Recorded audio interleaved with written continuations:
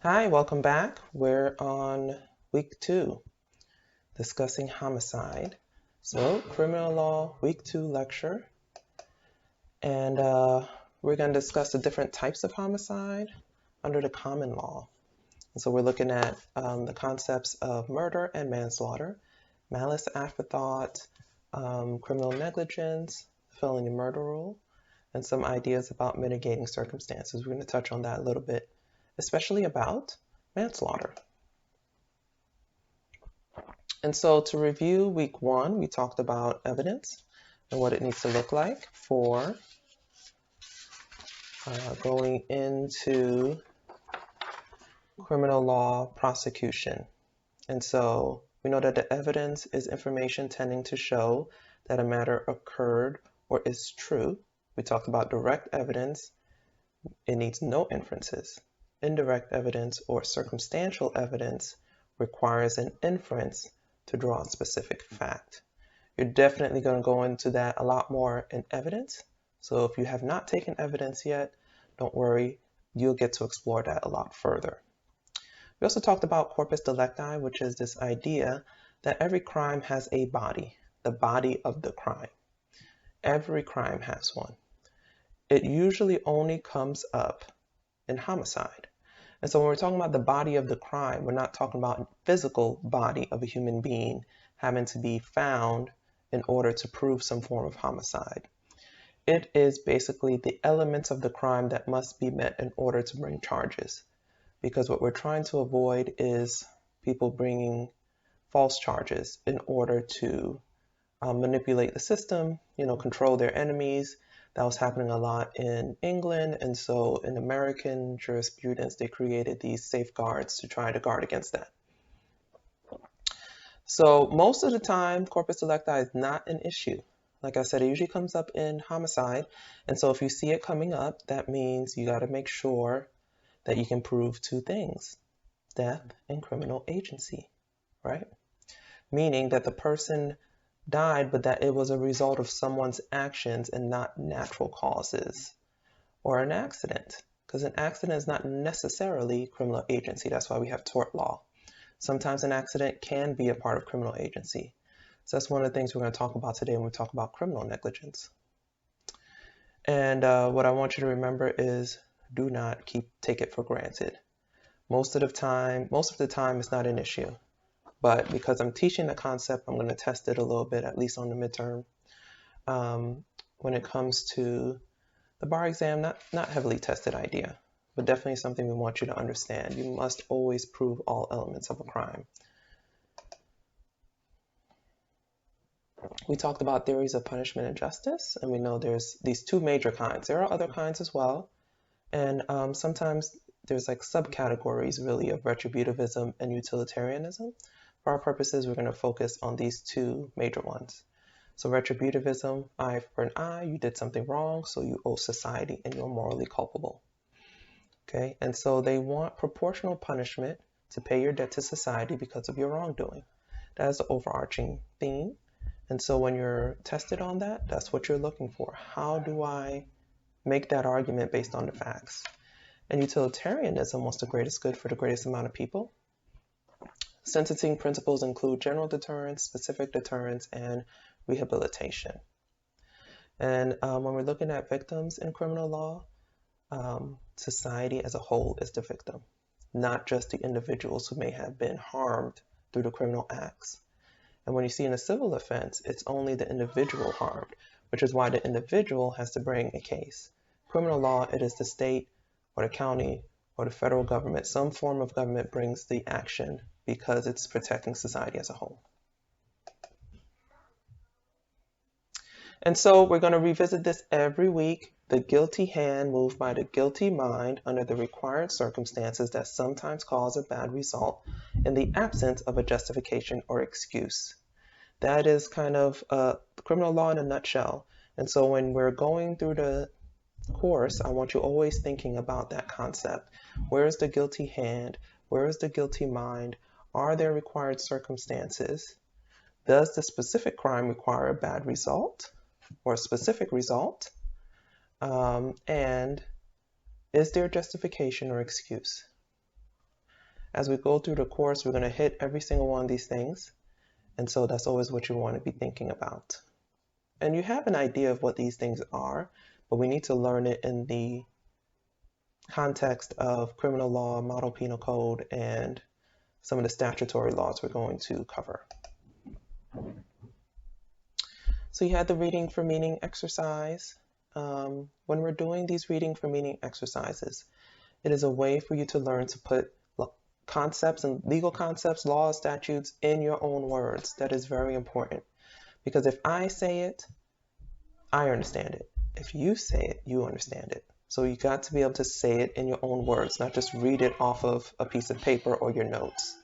And particularly because it's going to help you remember it when you put it in your own words. And it's also going to show you how to write more succinctly and speak more succinctly. As a lawyer and a law student, that's really what you need to master. No one wants to hear long-winded explanations. A lot of the cases you're reading, especially the older cases, really long and long-winded, and all these words and verbose. No one likes reading that. I don't like reading it. You don't like reading it. We need people who can get to the point quickly and succinctly, and then elaborate later. Because sometimes I need the elaboration. Sometimes I just need to know what the bottom line is. And you're going to see in your exam, because it's take home, because we're completely online, you're going to have a word limit. And so that requires you to really become more succinct. There is more than one way to say something. You can sometimes say it in a paragraph, but sometimes you can reduce that paragraph to a sentence. So you really want to spend time learning how to do that now. On the bar exam, there isn't a word limit, but there's a time limit. So depending on how fast you type or handwrite, it becomes an automatic word limit. You can only write or type so much in an hour per essay. They give you 3 hours total for 3 essays. They let you distribute the time as you see fit. I recommend 1 hour per essay. And if you finish an essay early, you can go to the other one and then dedicate more time. But having graded over, 600, I think almost 700 bar exam essays that were done by bar exam takers, I can tell you it's not a lot of time. You're not going to be able to write a lot. And so you really want to become succinct. And in the beginning, we write slowly and we stretch things out to make sure you understand all the component parts and you're covering all the parts. Then as you get later in the course, you want to start to make that more succinct. So that's what those exercises are about. We're going to have a few in the beginning of the term. And then I encourage you to continue to do that. As you read, as you go through rules, put them in your own words. So we have the week 1 study questions. You should have gotten the answers for those because they're all multiple choice. And so if you have questions, definitely bring it up during the live portion of this class.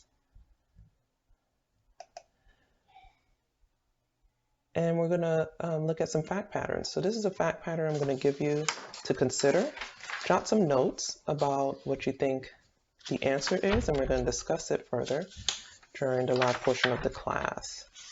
And so the first one is, assume that a judge says, counsel, I'm concerned about what I'm concerned about is how my decision in this case will affect other defendants in the future. I don't think your client is a bad person or morally at fault for what happened here. But if I don't impose a substantial penalty, there are other people out there in the world who will get the impression that it is socially acceptable for people to do what your client did here, and I just can't let that happen. Is this an example of utilitarian or retributive theory, and why? And so, of course, we have another fact pattern where you're assuming that a judge says, counsel, I'm concerned about the individual moral culpability of this particular defendant, not about how my decision will affect the future behavior of this or any other defendant. I don't think it's right to use a defendant as a means to an end. I think that we ought to decide whether this defendant is morally culpable for his actions, and if so, how culpable he was, and that ought to determine what we decide in this case. Is that utilitarian or retributive? And so now you're seeing early on, we're making it pretty obvious which theory it's under. As we go further in the course, and by the time you get to the midterms, it's going to be a little less obvious. So you really are going to have to make sure you understand the bases of these two theories of punishment. Okay, so now we're going to go into week 2 materials. Homicide is the killing of a human being by another human being. Now, when it becomes criminal homicide, it's an unlawful killing of a human being by another without justification or excuse. So there are going to be times when you have a homicide occur, but because of some other circumstances, like a justification or an excuse, it's not going to be criminal. Or it's going to be submitted to a jury, and the court is going to ask the jury whether or not they think it was criminal. And, you can think of a lot of famous cases where the facts clearly show a homicide, but the jury found the person not guilty. And we're going to go into some of those later. And so under the common law, we have these 3 types of homicide. Murder, which includes the intent to kill or intent to do great bodily harm or injury. Sometimes I will put that shorthand as GBI, great bodily injury. Depraved heart or felony murder. Okay. Depraved heart is an old term. We're going to go into what that really means. Once you hear the definition, you'll have a better sense. And felony murder is, a court-created law. And so we're going to go into the nuances of that as well. We also have something called voluntary manslaughter. It usually involves an intentional killing, but because these 3 circumstances are present, the law doesn't want to call it murder. So if you have heat of passion and a legally adequate provocation along with no reasonable cooling period, the court is willing to treat an intentional killing as a voluntary manslaughter. And you're going to see what that impact has on things like charging and sentencing, etc. And then we have something called involuntary manslaughter. So it is not an intentional killing, but you did end up killing someone. And if there's criminal negligence, specific circumstances present, then the court will say this is criminal homicide. Okay, let's go into what those different things mean. So murder is a killing of a human being by another human being with malice aforethought. So murder equals malice aforethought plus killing. So whenever you are doing a writing assessment, midterm or your essay, and we're talking about murder, I want to see this rule first. You must establish that a murder requires malice aforethought plus a killing. Okay, and then you go into what are different types of malice aforethought and which one applies based on the fact patterns.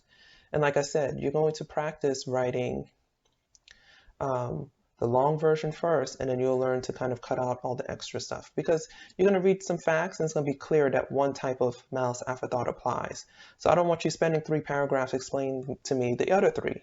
In one sentence, you can say there are 4 kinds, A, B, C, D, and A applies here, and you tell me what facts show that, and then you go forward and explain to me why this person can be charged with murder. So malice aforethought, I want you to keep in mind that we are not using dictionary definitions here, okay? Someone in my last class actually said out loud, well, Google says that, this is defined as X. And I said, Google is not a legal source. We do not use Google here. You might use Google to help you understand some basic concepts, but if you are going to be citing or quoting or writing out a rule on an exercise, on the midterm, on the final, or looking for one on the bar exam or writing one out, it must be the legal definition. And the bar exam will test Florida specific law, or whatever state you're in, they'll have that state specific law, and the common law or MPC. So those are the definitions I want to see. And so this is just a demonstration to show you that the dictionary definition or your common definition of certain terms are not necessarily the legal ones. Make sure you use the legal ones. So here the dictionary definition says that malice aforethought is the intention or desire to do evil, ill will. I bear no malice toward anybody. So that's a sample sentence using that term. Generally speaking, the legal definition does encompass that, but it's here a term of art. And it is the intention to kill or harm which is held to distinguish unlawful killing from murder. And so here you see the accused has caused death but did not have malice aforethought. And so like I said, we're going to talk about what the 4 forms are under common law. Intention to kill a human being, that is called expressed malice. It's the only form of expressed malice. The other forms are implied malice. Intent to inflict grievous bodily injury on another. Because sometimes you really want to hurt someone, but you don't want to kill them. But if they end up dying from the injuries, then that will be considered murder, and they're going to imply that you had the intent to kill them because you caused such grievous bodily injury, and it has a very high chance of leading to death. An extremely reckless disregard for the value of human life, and that's called depraved heart, meaning like you had no heart, your heart was empty. You did something so cruel or so risky, so reckless, that we're going to imply malice from it. And then felony murder. If you have the intent to commit a felony during the commission or attempted commission of a crime as a result of which a death accidentally occurs, the death has to be foreseeable under the circumstances. The law will imply malice, even if the death is accidental. So that's what I was telling you. No one intends to kill, but someone does end up dying as a result of your commission of a crime or attempted commission of a crime. The law will imply malice.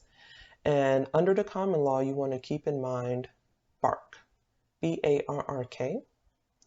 And those are the crimes at common law which felony murder could be brought.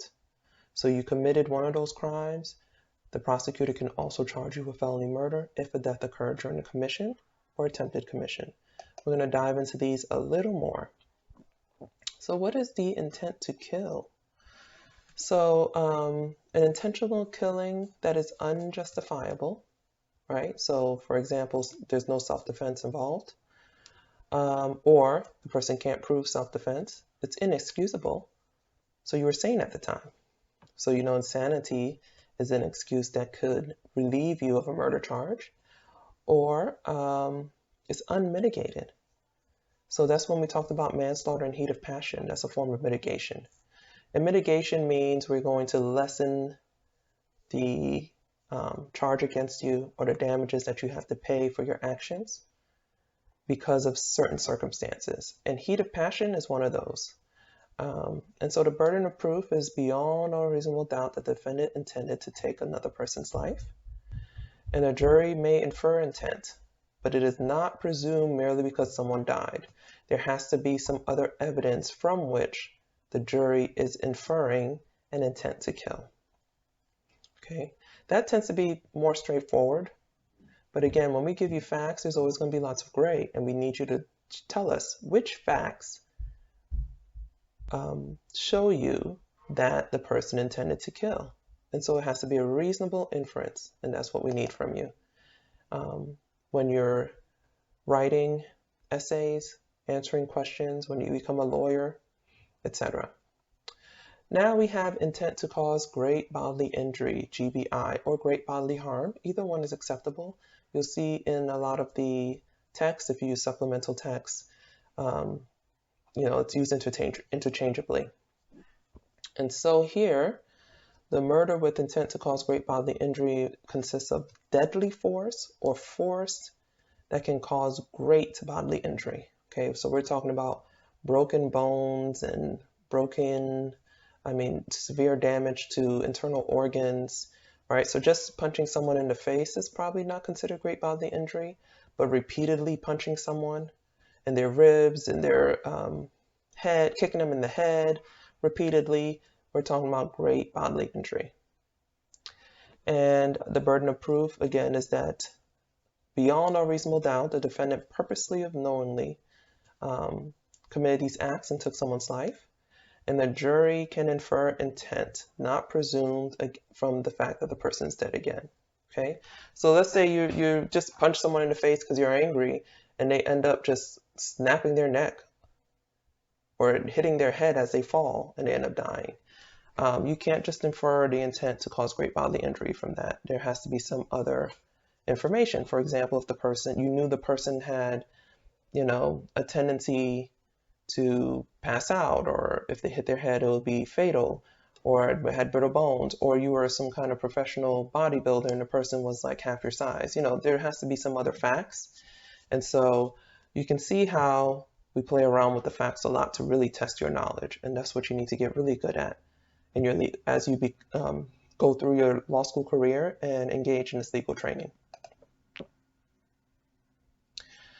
The Depraved Heart. Apparently there's a book about all these different topics because I was able to find these book covers to go with it. And you'll see I like to use visual aids because it just helps me remember, even as I'm giving a presentation. And so with Depraved Heart, we're talking about an extremely reckless disregard for the value of human life, knowing or conscious of a very high risk of death or great bodily harm without provocation or excuse. Okay, this is our favorite type of murder to test because you can just create all these facts and I need you to infer from those facts whether or not the person was engaged in reckless activity that had a very high risk of death or great bodily injury. Okay, not just a risk, not just a high risk, a very high risk. And so as you can see, risk, high risk, very high risk. There's like this spectrum. And based on the facts, you can fall anywhere along that spectrum. And so we're going to talk about what that means, what risky behavior looks like, what a high risk looks like, and how it becomes a very high risk.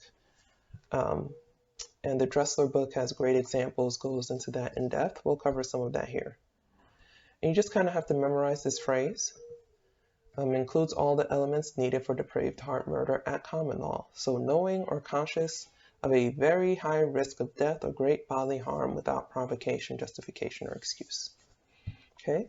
And then even though the final exam may be open book, you'd still need to memorize this information. One, because you really need to internalize it. It's going to be on the bar exam. And whether you're taking the bar exam within this year, 2 years from now, 3 years from now, 4 years from now, you want to be able to retrieve this information quickly when you're doing your bar exam review.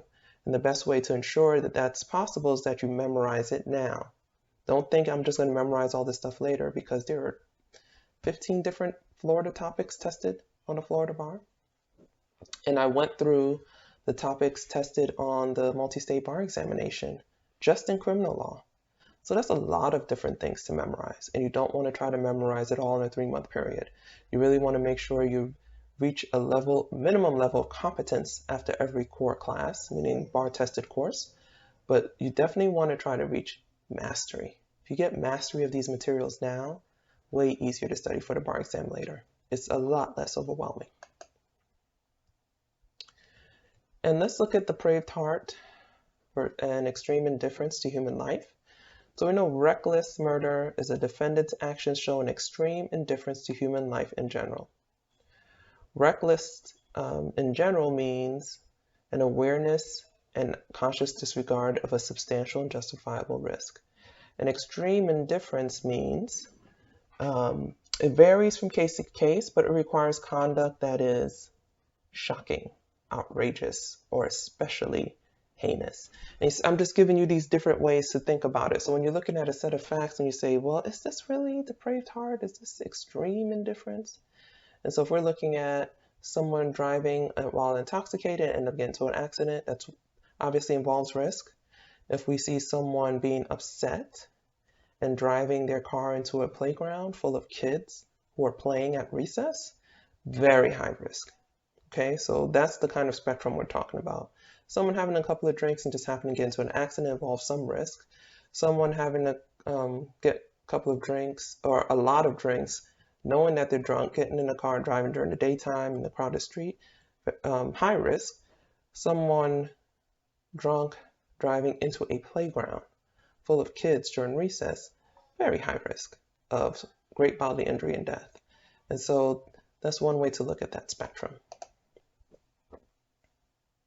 Now, felony murder, another book cover. Death occurs during the commission of a felony.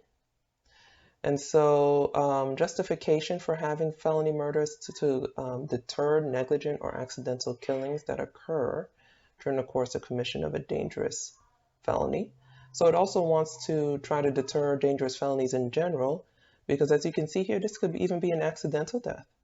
And so we're telling people, hey, you're not just taking the risk of being charged with whatever crime you're committing, but if someone ends up dying, you could be going down for murder, which is one of the most serious crimes you can be charged with the highest amount of years served in prison, right? Or death for places like Florida who still have the death penalty.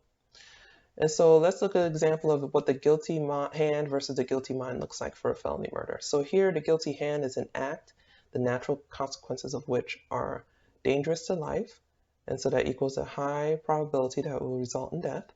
And in the guilty mind here, again, implied malice, you know that you're engaged in conduct that's dangerous, and you act with a conscious disregard for life and engaging in that conduct.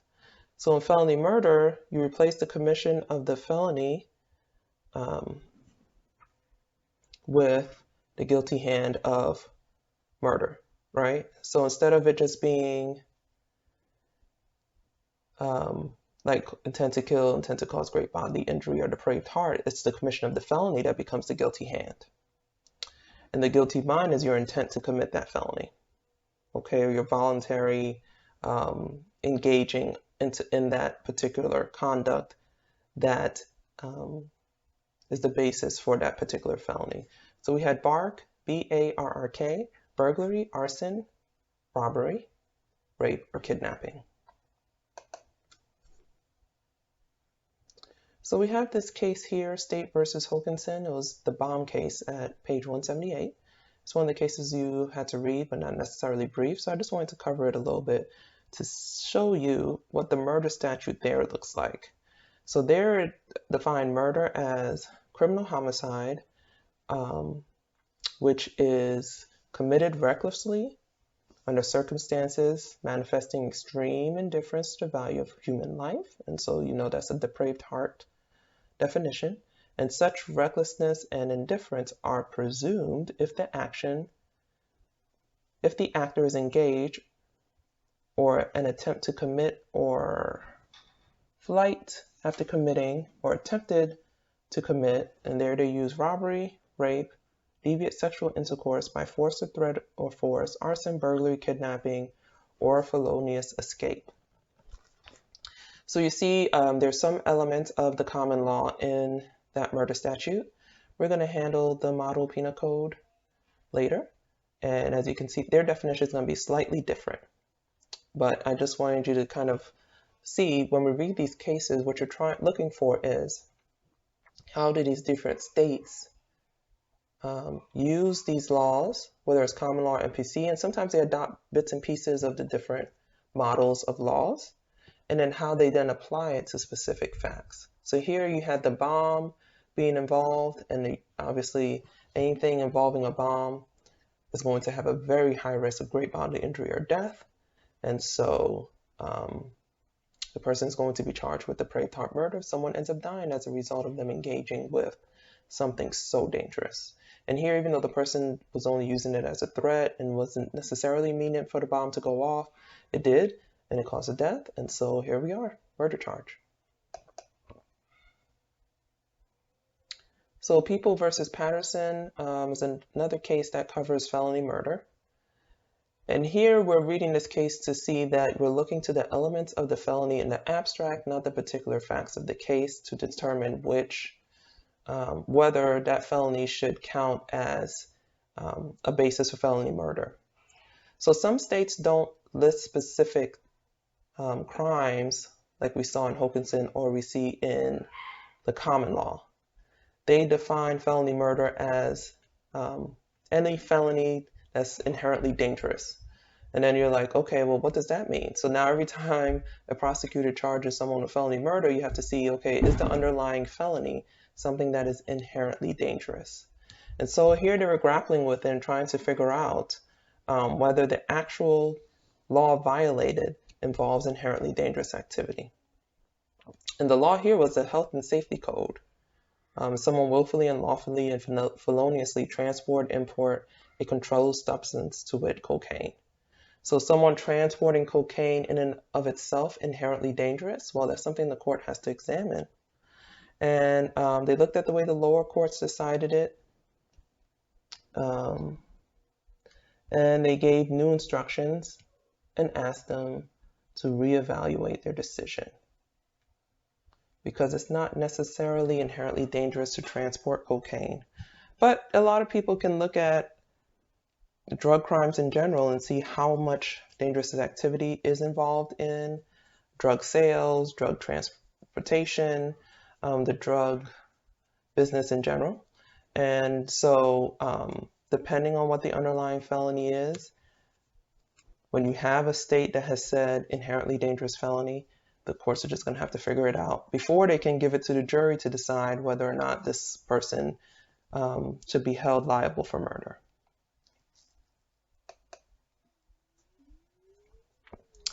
In another case, State versus Mail, we have felony murder again being looked at, and we have this concept of res gestae.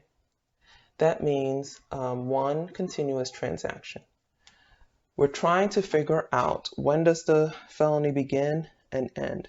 Because if a death occurs outside of that window of time, you cannot tie it back to the felony and then charge the individual with felony murder, right? So this is going to be one of the limitations we examine when it comes to felony murder, this idea of res gestae, one continuous transaction. And in State versus Mail, the elements the state was required to prove to obtain a conviction for felony murder was the commission of or attempt to commit one or more of the enumerated felonies. So here they listed the felonies. You didn't have to have this analysis about whether or not it's inherently dangerous. 2, the defendant's participation in the commission or attempt. So that those two items are clear. And 3, the death of the victim was a result of injuries received during the course of such commission or attempt. That's the tricky part, right? Because what if someone is robbing a gas station, they leave, the person who was the attendant at the gas station later has a heart attack when they're at home from the shock of everything? Does that count as felony murder, right? And then so that's something that courts have to grapple with. And we're going to talk about, when does the felony end? And usually it's when the person has reached a state of relative safety. Some places include felonious escape. So if they're still trying to escape from the crime, then the court is going to consider that to still be a part of the felony. And so again, this is a great area for us to test and figure out whether or not the commission of the felony was complete in order to hold the defendant accountable for a death that may have occurred shortly thereafter. Okay. So in State versus Mail, you have the conviction of first-degree murder. The defendant and accomplice attempted to rob a McDonald's. They were unable to, and the two stole an employee's car and fled. So now we have them 2 miles away. The police spotted them attempting to break into a gas station. And then, all kinds of chaos ensued, and an officer ended up being killed by the defendant's accomplice. So here we're looking at the defendant's case. This defendant did not do the actual killing, but he was engaged with another person in the felony of trying to rob the McDonald's and the gas station, and now the accomplice has killed a police officer. So the res gestae here was defined as acts immediately following the transaction and so closely connected with it as to form in reality a part of the occurrence. That is how the court defined the res gestae here. And then you also see the Santiago case where it says, in prosecuting felony murder, the state must prove that there was no break in the chain of circumstances beginning with the felony and ending with the murder. Again, another definition of res gestae. So that is something you're going to have to look at, what that really means when it comes to a certain set of facts. And we're going to explore that further later on when we look at some examples of, when does that break in the chain of continuous events actually occur. And I want to make one other note. We're going to go into it further later with the other limitations, but you have to understand that felony murder is the easiest way to charge someone with murder. So sometimes for prosecutors, they want to charge the highest charge possible, and they want to be seen as tough on crime. And so the law understands that, and it does not want the felony murder charge to be abused. Really, they want, if there's a true murder and intent to kill or intent to cause great bodily injury, they want you to show that. Felony murder is like a default position because you literally have to just show they're engaged in a felony and then someone died accidentally or intentionally. So once you can show that, the person can be charged with murder and get a full murder sentence. But it's meant for deterrence, and so they don't want that to get abused. Okay, so we're going to talk about that a little further. Now we're talking about manslaughter. And so, like I said, with manslaughter, you have an intentional killing, but these circumstances are present. Manslaughter, we have voluntary and involuntary. Voluntary involves a heat of passion, which is a particular state of mind which the court says, or the law says, we're going to provide as an excuse for harsh behavior. You need legally adequate provocation. So someone provokes you, but it can't just be any provocation. It has to be legally adequate. And that's one of the things we're going to explore. And so you see how these things get tested on exams, but also how this plays out in real life. I mean, there's going to be all kinds of scenarios where people say, I was provoked. And the law says we're not going to let everything count. Only certain things will count. And that's what legally adequate provocation is. So a lot of people for shorthand will look at voluntary manslaughter as heat of passion, provocation, cooling off. But be careful. Make sure you're realizing that's legally adequate provocation when you're writing out your rule, and that you're discussing why a particular provoking activity is legally adequate. And no reasonable cooling off period. And so, again, it has to be a reasonable cooling off period. And so what that means is, sure, something might provoke you and get you in the heat of passion. But if it's a week later, you've had time to cool off and let, that term, let cooler heads prevail, right? We've let our temper go down a little bit, and all the emotion tied to whatever provoked us has had time to go away. So if you have that present, then manslaughter is probably not going to be an option. What is a reasonable cooling off period? Well, a lot of it depends on the circumstances, but we know if someone acts quickly between the provoking activity and their act that causes the death of the person, then not enough of a cooling off period. Definitely a few minutes won't be enough. Maybe a couple of hours, you had time to cool off. 24 hours, you may have had time to cool off. A week later is definitely too long. So we know a couple of, within the hour, you're probably safe, right? That's not a reasonable cooling off period, but a week is definitely a reasonable cooling off period. And so what we're going to do is test the times in between, and you're going to have to argue one way or the other. Sometimes it will be obvious. The person acts immediately, you say no cooling off period. And so that's not what's truly being tested in the fact pattern. And so don't spend too much time on it. Other times there'll be multiple provoking activities. And so you got to really identify which provoking activity is closest to the defendant's act, which causes the death. And then you'll say, oh yeah, so there wasn't a reasonable cooling off period from that last act. The other ones, they had enough time to cool off, but this last one, no. So you see, those are the different ways this gets tested and the different ways it plays out in actual criminal practice. And involuntary involves criminal negligence, and you're going to see it also involves risk, but not as high as recklessness. So again, voluntary manslaughter at common law. The person intends to kill, but it's not going to be murder because of provocation is involved. And at common law, there are these 5 things that they said, yeah, this counts as legally adequate provocation. And so if you see one of these 5 things and the jurisdiction you're being tested in is common law, then this is what you're looking for. If you see your spouse in the act of sexual intercourse, obviously with someone who's not you, someone else, right? That was considered legally adequate provocation. Mutual combat, you're both fighting each other. If you have mutual combat as well, then you're also looking at other things like self-defense, which we'll cover later. But say self-defense doesn't work, then you can be looking at you trying to use manslaughter. Illegal arrest, right? There was a time where that was held as a basis for intentional killings. Not anymore. This is definitely only at common law, but it was a basis. And extreme assault or battery in place of self-defense. Again, the same thing. If self-defense fails, then trying to use manslaughter to lessen the severity of the sentence someone may get for an intentional killing, you can try to use the manslaughter mitigation paradigm, which looks at provocation. And injury or serious abuse to a close relative, so we're talking about spouse, brother, sister, mother, father, really close, right? So second cousin twice removed is not going to count.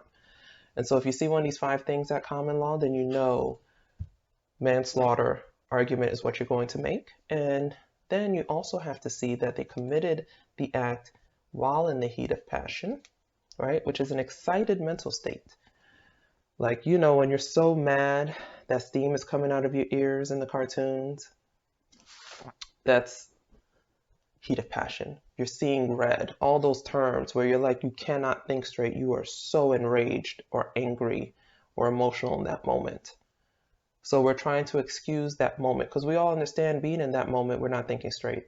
But if you've had enough time to cool off from when you were provoked and when the heat of passion started, we're not going to allow you to mitigate to manslaughter for murder. So again, manslaughter is a way to mitigate from murder, intentional killing, but we're not going to call it murder because of these circumstances. We're going to give you a little bit of a break and call it manslaughter if these 3 things are present.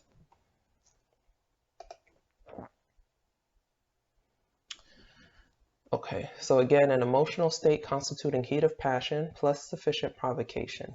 So in order for a defendant to be entitled to a reduced charge because he acted in a heat of passion, his emotional state of mind must exist at the time of the act, and it must have arisen from circumstances constituting sufficient provocation. These 3 things must be connected and occurring at the same time, or at least the 2 things, the heat of passion and the provocation. So the provocation must cause the heat of passion, and an act of killing must be done after being provoked because of the heat of passion, and there must not have been enough time for the person to cool off, right? So you can't have these things being completely disconnected.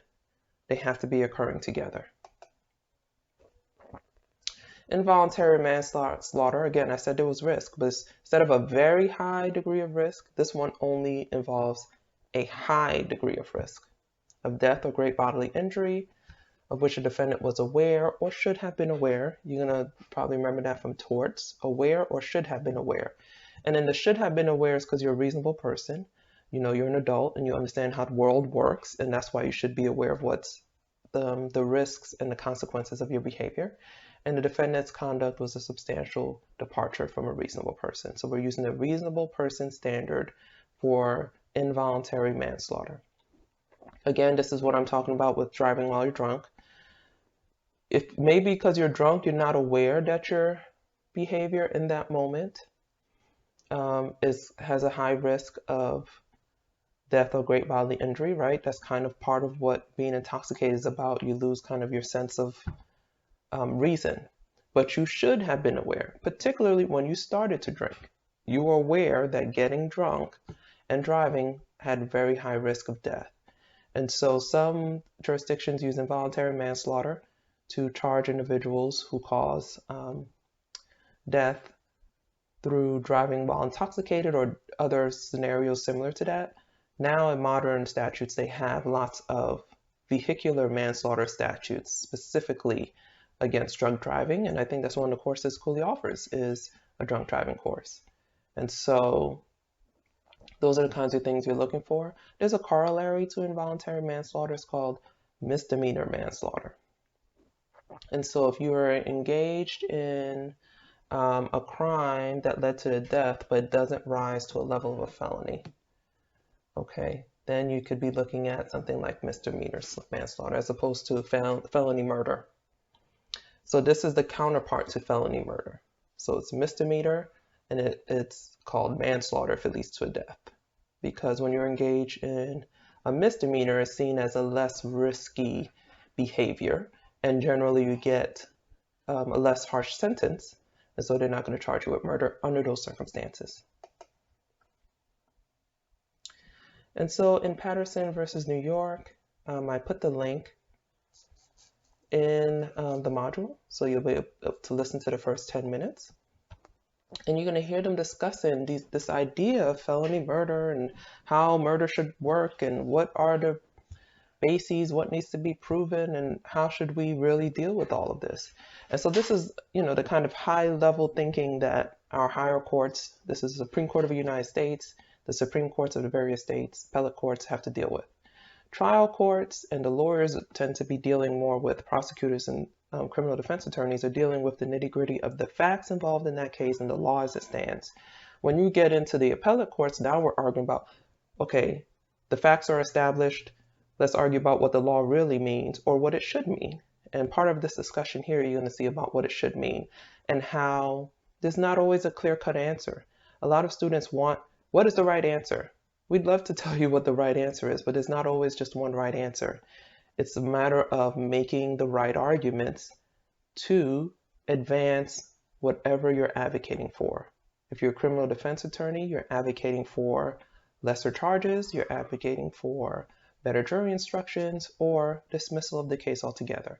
If you're a prosecutor, you're advocating for maybe higher charges, different set of jury instructions, easier burdens, or justice for the victims involved.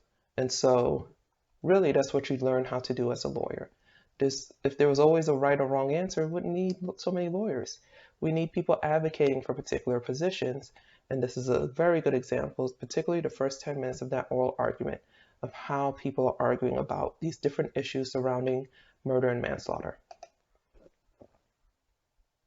And so here's a quick reading for meaning exercise. Please have this ready when we go to the live portion of the course.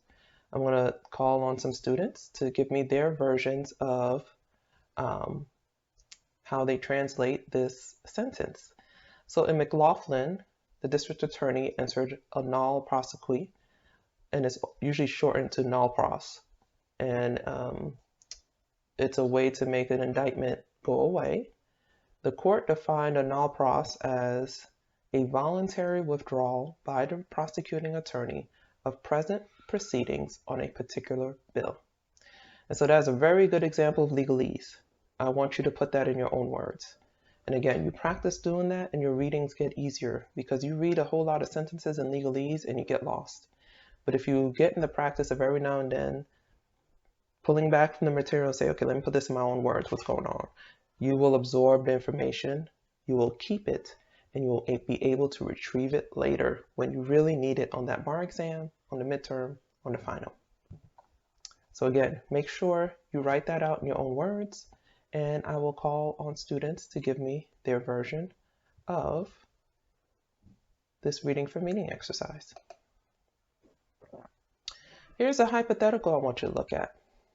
When we're in the live version, we're going to go through more exercises, hypotheticals, really test your understanding of these concepts so you can see how it works and give you an opportunity to ask questions.